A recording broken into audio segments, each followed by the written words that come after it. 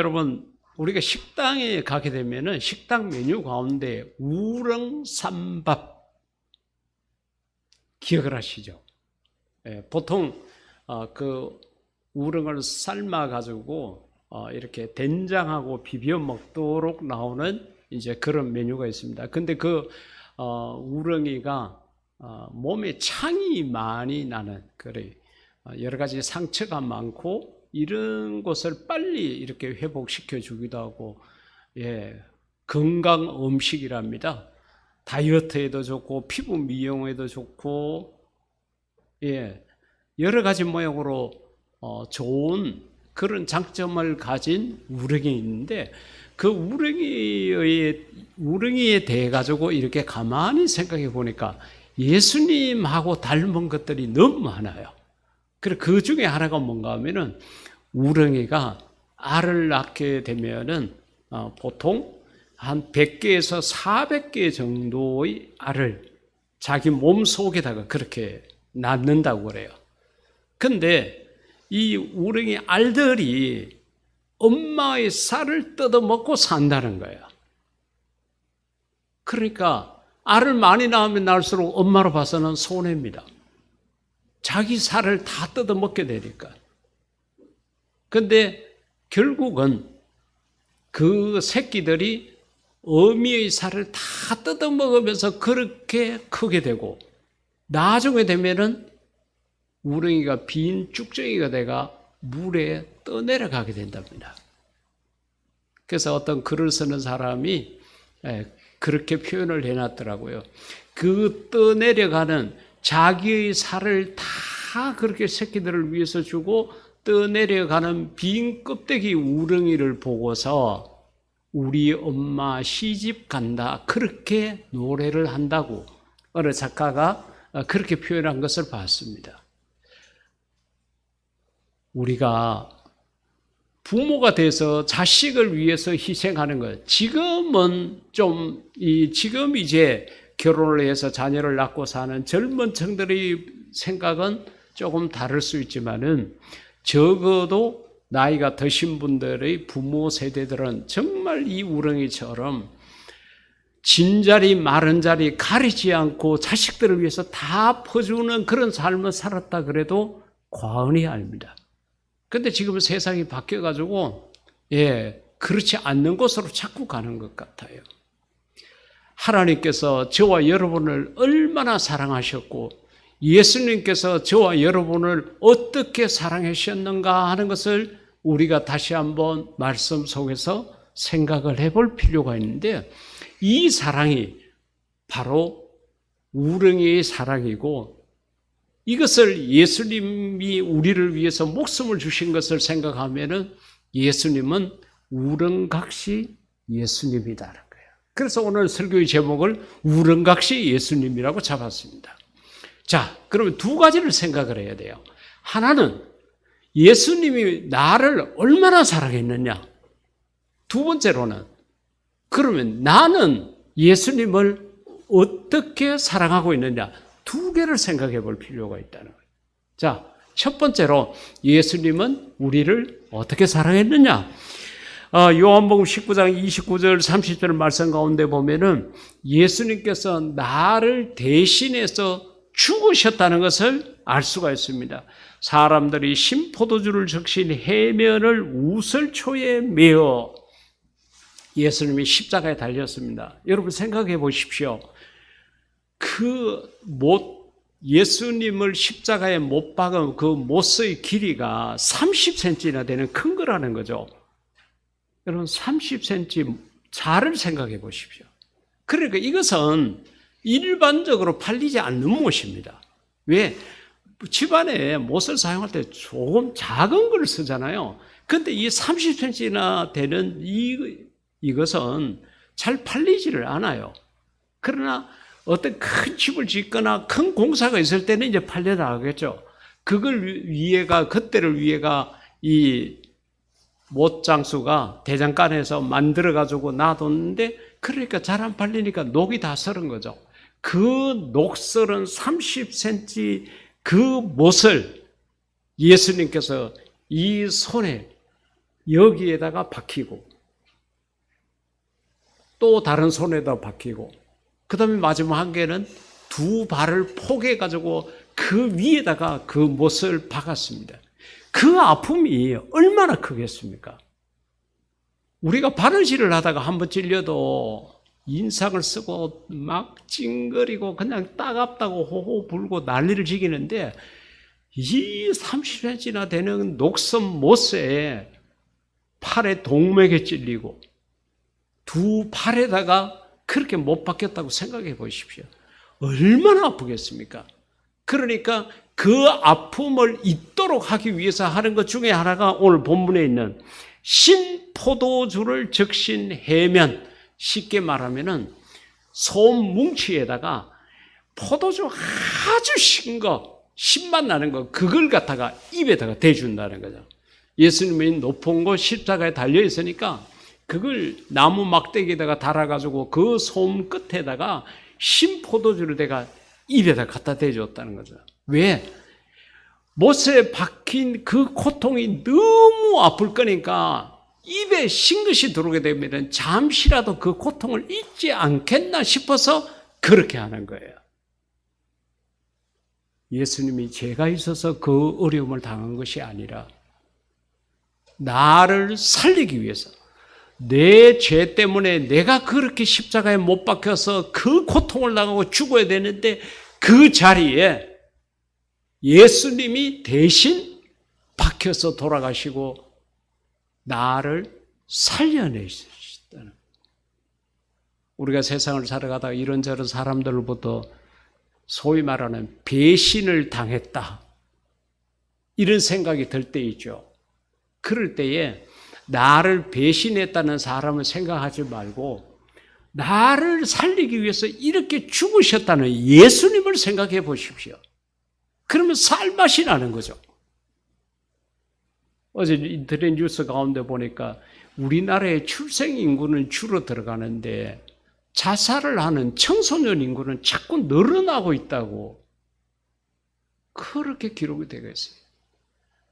우리 아이들이 얼마나 힘들고 괴롭고 고통스러우면은 정말 이 살기 좋은 대한민국 땅에서 저렇게 스스로 뭐 가출을 하고 뭐 일시적으로 뭐 일탈 행위를 하는 게 아니라 몸을 내던지고 자살을 할까?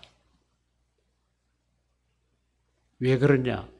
어렵고 힘든 자기 자신의 그것만 바라보고 나를 위해서 대신 죽은 예수님이 있다는 걸 생각 못하니까 그런 거예요. 그러니까 나는 학교에서도 인정 못 받고 부모에게서도 존중을 받지 못하고 친구들에게서는 왕따를 당하고 이러니까 나는 어디 갈 데가 없어.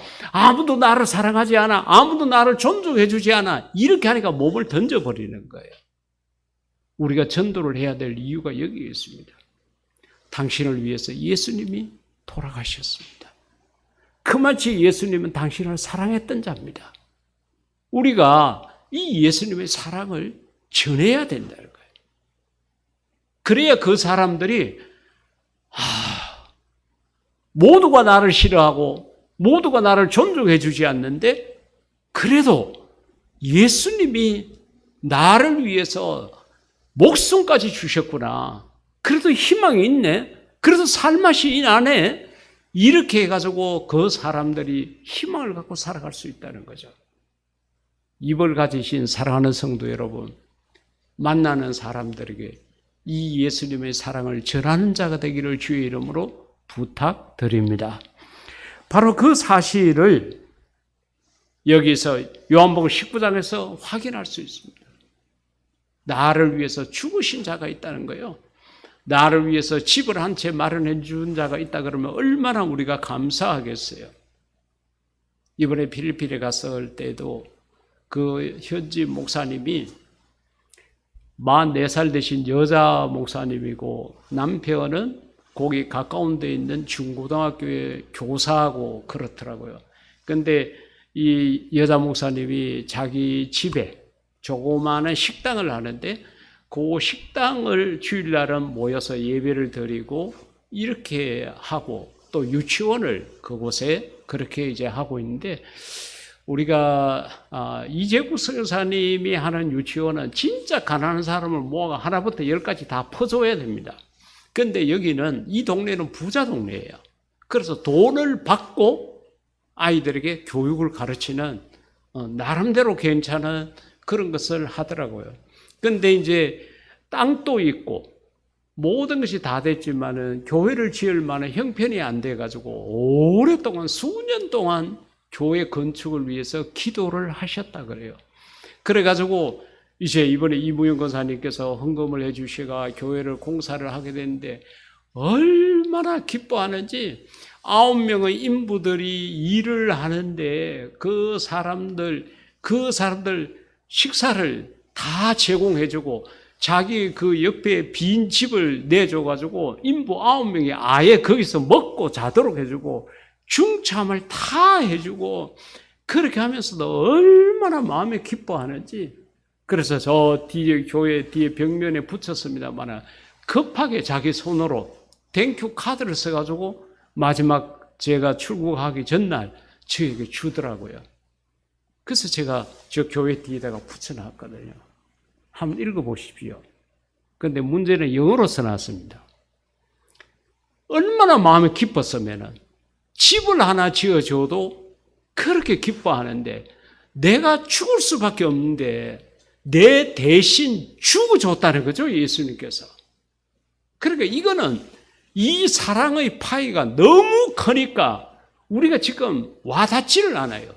어느 누군가가 여러분들에게 차를 좋은 것 한 대씩 사줬다 그러면은 이거는 뭐 당장 내 피부에 와닿으니까 야 정말 그 사람 고맙다고 생각하고 막 이럴 건데 이 사랑이 찬송가에서 우리가 불렀던 것처럼 그 크신 하나님 사랑이 되니까 우리가 감이 안 잡혀가지고 느끼지를 못하는 거예요. 사랑하는 성도 여러분, 누가 나를 대신해서 죽어줄 수 있겠습니까? 여러분의 부모님? 여러분의 남편이나 아내? 여러분의 자식들이 여러분을 위해서 죽어줄 수 있겠습니까? 아닙니다. 그렇다고 그들이 못됐거나 악해서 그런 게 아니에요. 보편적으로 그렇습니다. 내 목숨 하나 부지하기도 힘든데 내가 남을 위해서 죽는다. 상상하기가 어렵죠. 그런데 예수님께서는 저와 여러분을 위해서 대신 죽으셨습니다. 이 사랑을 마음에 반드시 간직하기를 주의 이름으로 부탁드립니다. 두 번째로 예수님은 요한복음 21장, 그러니까 오늘 본문이 속해 있는 건데 예수님께서 이제 부활하시고 난 다음에 하신 일들이 기록이 되어 있어요. 자, 21장 5, 6절 가운데 보니까 예수께서 이르시되 얘들아 그랬습니다. 이 얘들이라는 것은 제자들을 두고 하는 이야기예요. 너희에게 고기가 있느냐? 지금요, 이 베드로를 비롯한 제자들이요, 예수님께서 십자가에 못 박히고 돌아가시고 불과 요일적으로 하면요, 금요일 날 돌아가시고 토요일 하루 지내고 주일 날 새벽에 부활하셨거든요. 말은 2박 3일이지만 시간적으로 하면 몇 시간 안 됩니다. 그런데 그 단세에 제자들이요, 예수님을 잊어버린 거예요. 그리고 성경 전체를 보면은 예수님이 자기 앞에 나타났는데도 예수님이 좀 몰라요. 예수님이 말씀을 하셨는데 3년 동안 먹고 자면서 예수님의 음성을 알 거 아니에요. 근데 음성도 잊어버렸어요. 예수님이 나타나도 모르고 말씀을 해도 모르고 아무것도 모르는 거예요. 자, 그 제자들이 이제 예수님이 제자가 되기 전에 직업이 거의가 다 어부들입니다. 그러니까 물고기 잡으러 간 거예요. 거기에 예수님이 찾아가서 너희에게 고기가 있느냐 물으실 거예요. 그러면은 예수님이 이제 음성을 나타냈잖아요. 저 예수님 음성이다. 이걸 당방 알 수 있는데 제자들 머릿속에는 예수님을 지워버렸어요. 그 단세 잊어버린 거예요. 그래서 뭐라고 그러는가 하면 있느냐? 그러니까 주님이십니까? 이게 아니라 없습니다. 그 다른 복음서를 종합해 보면요, 밤새도록 고기 잡았어요. 그물을 던졌어요. 한 마리도 못 잡은 거예요. 그 새벽에 이제 예수님께서 바닷가에 거기에다가 숯불을 피워놓고 예수님이 고기 생선 몇 마리를 아예 갖다 놓고 그 다음에 이제 배를 타고 있는 제자들에게 얘들아 그러면서 물은 거예요. 자, 그러니까 없나이다 그러니까 예수님께서 하시는 말씀이 그물을 배 오른편에 던지라.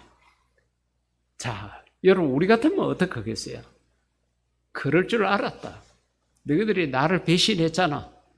결정적인 순간에 나를 다 모른다 그러고 팔아먹고 도망치고 그러더니만 잘 됐다. 이제 정신 좀 차렸냐? 이렇게 물어볼 수 있는데 예수님은 그게 아니었습니다.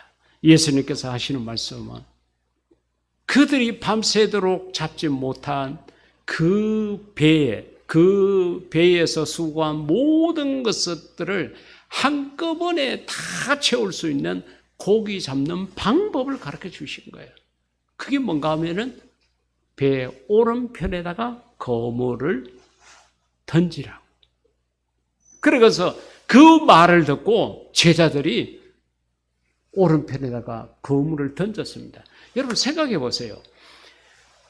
이 베드로를 비롯한 이 제자들은요, 이 갈릴리 바다, 지금 고기를 잡고 있는 것이 갈릴리 바다인데, 갈릴리 바다에서 어릴 적부터 고기 잡이 해온 전문적인 어부입니다. 근데 지금 자기 앞에 나타난 사람은 예수님인지 모르죠. 이 사람이 누군지도 몰라요. 낯선 사람이 와가지고 배 오른편에 그물을 던지라. 그럼 밤새도록 배 오른편에 그물을 안 던졌겠어요? 오른쪽, 앞쪽, 뒤쪽, 왼쪽 다 던져봤습니다. 근데 한 마리도 못 잡았어요. 그러면은 배 오른쪽요, 오른쪽 좋아하네. 우리가 밤새도록 지금 오른쪽 던지다가 왔습니다. 우리가 전문적인 어부입니다. 한 마리도 못 잡았어요. 당신은 뭔데 오른쪽에 던지러 갑니까? 얼마든지 그렇게 반문할 수 있잖아요. 내가 전문가고, 내가 고기 잡는 데로 박사고, 내가 뼈가 굵은 곳이 갈릴리 바다인데, 당신이 누군데, 당신을 내가 알지 못하는데, 누군데 오른편에 그물을 던지라 하느냐, 이렇게 반박할 수 있잖아요. 그런데 너무 답답한 것 같죠. 지푸라기라도 잡고 싶은 심정이 있었던 거예요. 그러니까 이 모든 생각을 다 버리고 오른편에 던져라고 그러니까 오른편에 던진 거예요.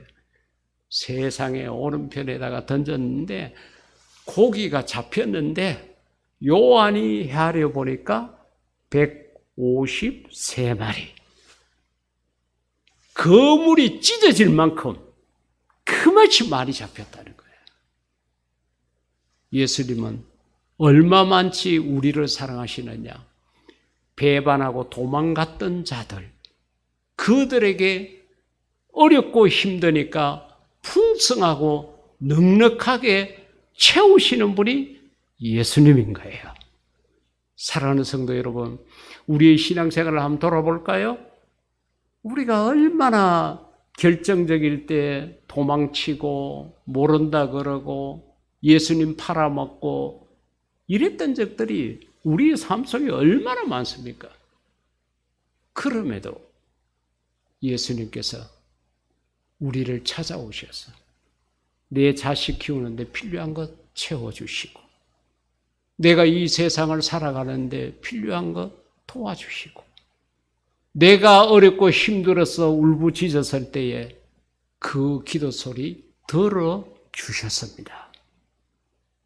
배반자를 풍족하게 하신 그 예수님의 모습을 오늘 이 5, 6절 속에서 볼 수 있다는 거죠.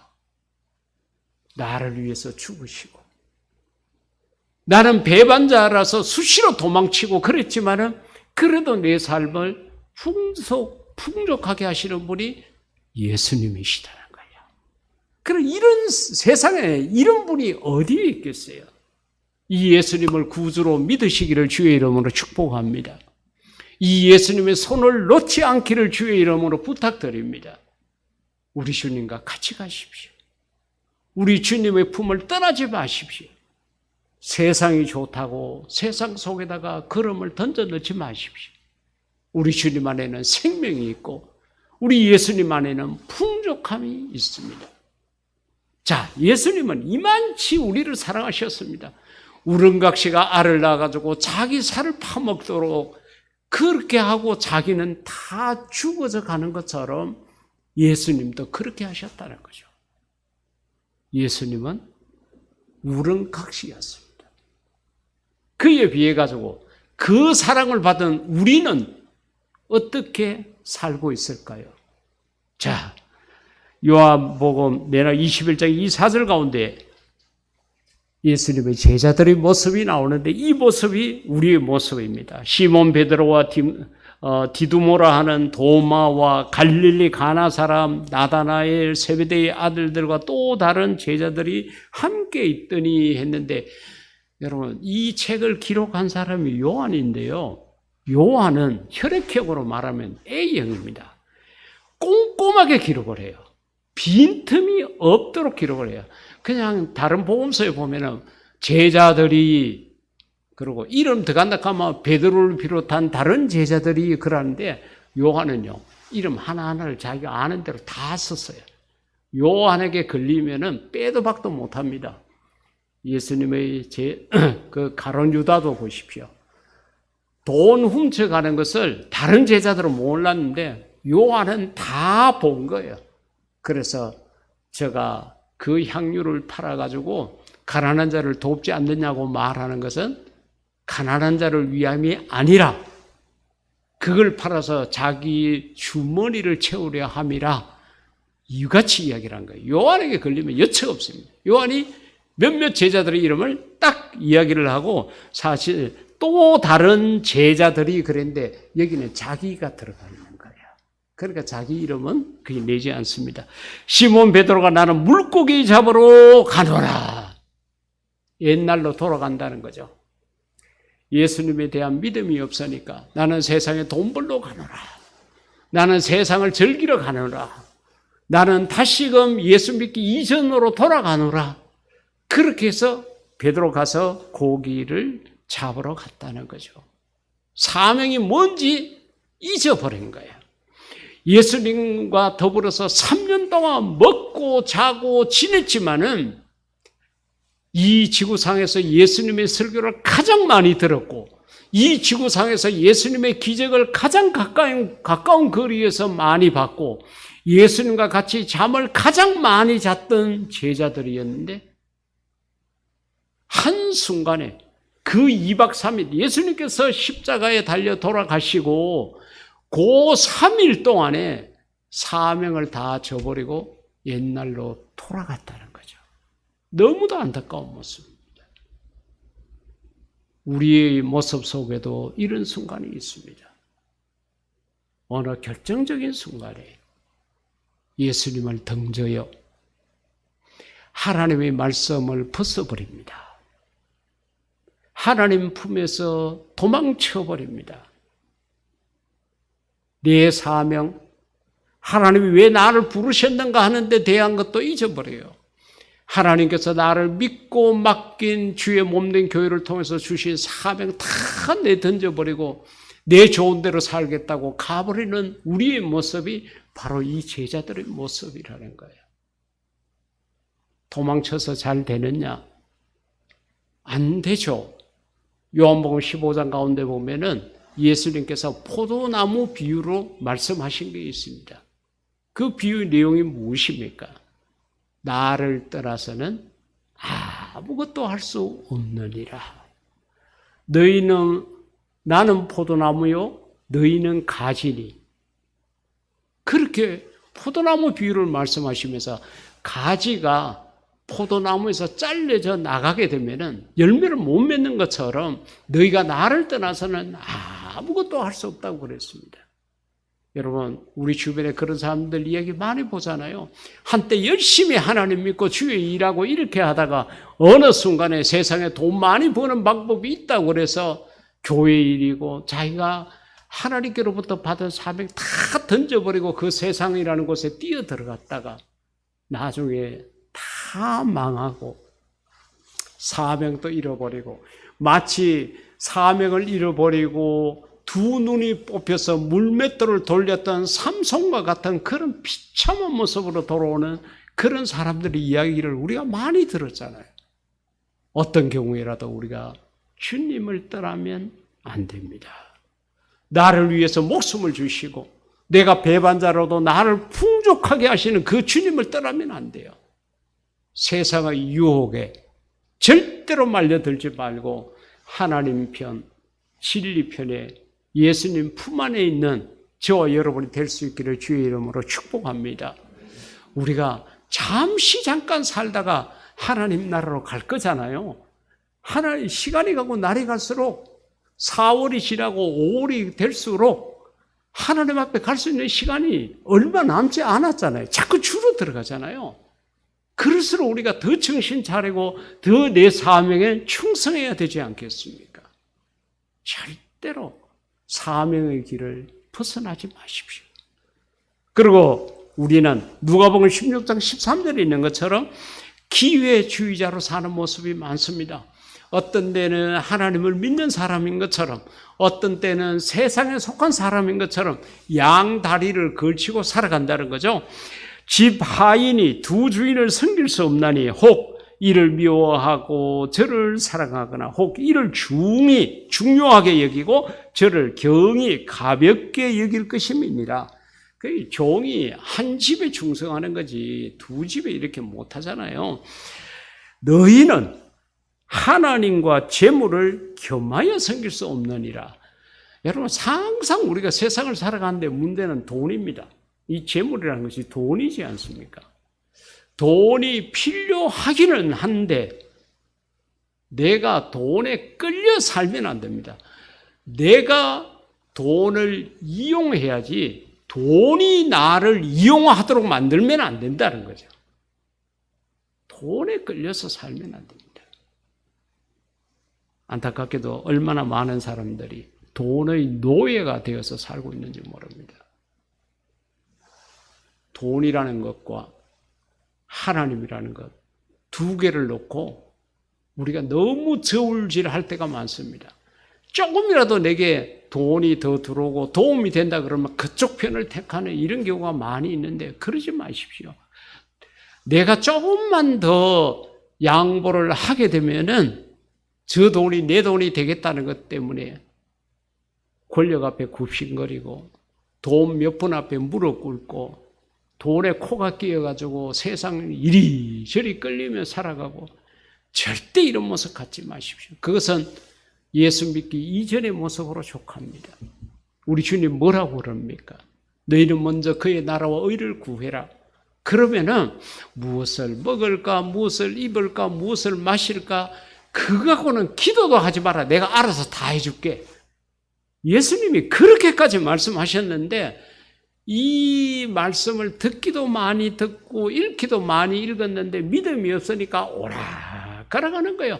어떤 데는 믿는 것 같다가 어떤 때는 안 믿는 것 같다가 결과적으로 보면 안 믿는 쪽으로 더 많이 가는 거예요. 그러니까 우리가 세상을 살아가도요 마음에 기쁨과 즐거움과 평안이 없어요.